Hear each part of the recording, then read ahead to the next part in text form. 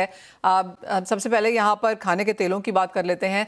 संदीप जी नमस्कार, शुक्रिया साथ जुड़ने के लिए। और जिस तरह की बढ़त हमने यहाँ पर सोयाबीन में आते हुए देखी है, बाजार शायद एक ही चीज़ यहाँ पर देख रहा है कि चाइना इस बार यूएस से खरीदेगा, सिर्फ इसी सीजन में नहीं अगले सीजन में भी लेगा, और उसका एक इम्पैक्ट हमने यहाँ पर प्राइसेस में आता हुआ देखा है। अंतर्राष्ट्रीय बाजारों में जिस तरह से सोया तेल की तेजी है, कैसे देखते हैं आप उसे? और उसके सामने जिस तरह से हमने सनफ्लावर ऑयल, पाम ऑयल में गिरावट आते हुए देखी है, कुछ मुनाफा वसूली, उसे भी कैसे रीड कर रहे हैं? मनीषा जी, पहली बात तो देखिए, इंडिया में जो माहौल था, ग्लूमी माहौल था कि इंडिया को एक निगलेक्टेड महसूस हो रहा था वर्ल्ड स्टेज पे। तो पिछले 2-3 हफ्ते के इवेंट्स, जो ईयू की डील हो गई, यूएस की डील हो गई, फ्रांस के प्रेसिडेंट कल यहाँ मुंबई आ गए, सुबह सुबह मरीन ड्राइव पे कल जॉगिंग कर रहे थे हमारे साथ में। तो रात को 2 बजे वो होटल पहुंचे और सुबह 6:30 बजे जॉगिंग के लिए आ गए थे। तो मेरा कहने का मतलब है, इंडिया में अब एक्शन वापस शुरू हो गया है। मोदी जी वापस वर्ल्ड फ्रंट पे और एक्टिव हो रहे हैं। G7 की मीटिंग में भी फ्रांस जाने वाले हैं। रूपी डॉलर भी थोड़ा स्टेडी हो रहा है। अब जहां तक ऑयल का सवाल है, ऑयल का देखिए, वेज ऑयल में तो सोयाबीन ऑयल हम देख रहे हैं, जब से यूएस ने अपना वो 45Z का अनाउंसमेंट किया है कि भाई मार्च के हम फर्स्ट वीक में उसका इम्प्लीमेंटेशन करेंगे।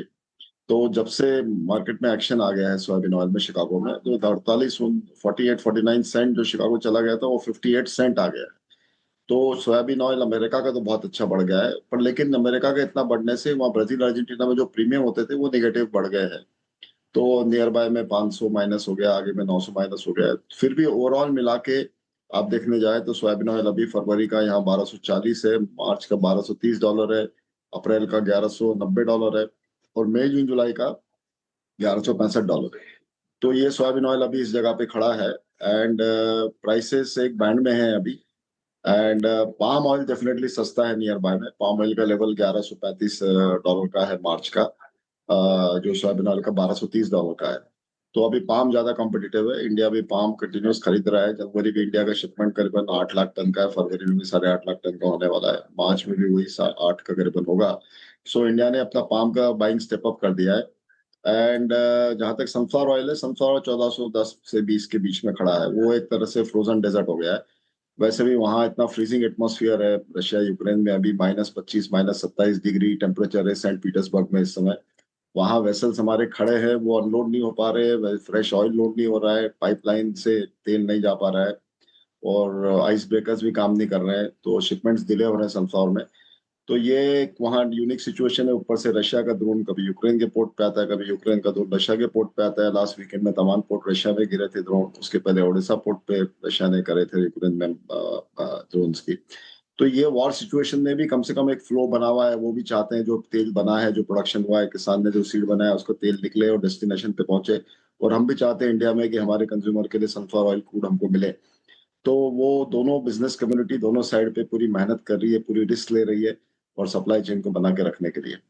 सो ओवरऑल माहौल वेज ऑयल का कंफर्टेबल है मनीषा जी। एंड हमें मतलब इम्पोर्ट सपोर्ट पे इनफ आ रहा है। ओके। एंड जो जो ये थोड़ी सी डिस्पैरिटी है, बिकॉज यूजली हम देखते हैं कि सन यहाँ पर प्रीमियम पे होता है, सन में भी गिरावट देखने को मिली है। दी ओनली थिंग जो तेजी में चल रही है वो सोयाबीन है। कैसे आप उसे देखते हैं, और आपको लगता है ये ट्रेंड आगे जारी रह सकता है, और सोया में किस तरह की बढ़त और यहाँ पर देखने को मिल सकती है, या आपको लगता है फैक्टर्ड इन है सब? देखिए, ये सोयाबीन का जो सोया ऑयल का रेट है ना मनीषा जी, और सोयाबीन का कॉम्प्लेक्स है ना, वो अपने आप में एक आइलैंड बन चुका है अभी। यूएस में अभी फील गुड हो रहा है कि भाई चाइना अमेरिका का सोयाबीन ऑयल खरीदेगा। दूसरा फील गुड हो रहा है कि भाई यूएस इंडिया टीटी के अंदर में कुछ कोटा लग के इंडिया सोयाबीन ऑयल इम्पोर्ट करेगा वो ड्यूटी पे। तो ये दोनों के कारण, और मैंने बोला जो उन्होंने 45Z का जो ऐलान किया है कि भाई वो मैंडेट्स जो है वो उस तरह से सोयाबीन ऑयल बायोडीजल में ज्यादा यूज करेंगे। तो वो सब बातों को लेके पर वहाँ संदीप जी, हम यूजुअली देखते हैं कि इंडिया प्राइस सेंसिटिव है, तो आपको लगता है सोया तेल का इंपोर्ट उस लिहाज से यहाँ पर कम होगा, पाम ज्यादा बढ़ता हुआ नजर आएगा? आपने बोला 8-8.5 लाख टन पाम आ सकता है, क्या ये सोया के एक्सपेंस पे आएगा? यस यस मनीषा जी, आपने सही कहा। अभी इन दिनों में हमने पाम का इंपोर्ट बढ़ा दिया है, बिकॉज पाम सस्ता हो गया नियर बाय में, $100 से सस्ता है नियर बाय में। तो जनवरी फरवरी मार्च ये 3 महीने डेफिनेटली पाम का इंपोर्ट बढ़ेगा। आगे जाके सोयाबीन में मई जून जुलाई से सोयाबीन और पाम जो है वो दोनों एक ही भाव गया है। तो उस समय फिर सोयाबीन वापस बढ़ेगा। मतलब एक मई जून जुलाई अगस्त शिपमेंट में सोयाबीन का इंपोर्ट और पाम बढ़ेगा वापस जोरों में, बिकॉज सोयाबीन और पाम उस समय का आज का कोट एक ही रेट का है, जो आज सोयाबीन $100 महंगा है पाम से। सो इंडिया को तो देखिए, इंडिया ऐसा मार्केट है, वर्ल्ड का लार्जेस्ट इंपोर्टर है इंडिया। इंडिया को वर्ल्ड के सब डेस्टिनेशन में जहां भी एक्सेस तेल है वो घूम फिर के इंडिया ही आता है। उसका और कोई निकास नहीं निकल सकता वर्ल्ड में। एंड वो हम एक सबको बहुत बड़ा मार्केट है सबके लिए, और हमें मार्क तेल चाहिए उतना हमारे 1.44 बिलियन पॉपुलेशन के लिए, 18 किलो पर पर्सन पर ईयर के लिए हमें 270 लाख टन तेल हर साल मिनिमम चाहिए, जो हर साल 8-10 लाख का वो डिमांड बढ़ेगा। तो हमारे लिए अच्छी बात है। अभी सोयाबीन ऑयल भी मनीषा जी देखिए, हमारे पास Argentina, Brazil, America, Russia, Ukraine, Iraq, फिर बाद में चाइना, सब जगह से सोयाबीन तेल हमारे यहाँ आ रहा है। मतलब हमारे पास सोयाबीन के सप्लायर इतने बढ़ गए हैं। तो आई थिंक सो इंडिया अपने आप में एक बड़ी पावर है as far as demand is concern, world में वर्ल्ड का लार्जेस्ट इंपोर्टर है।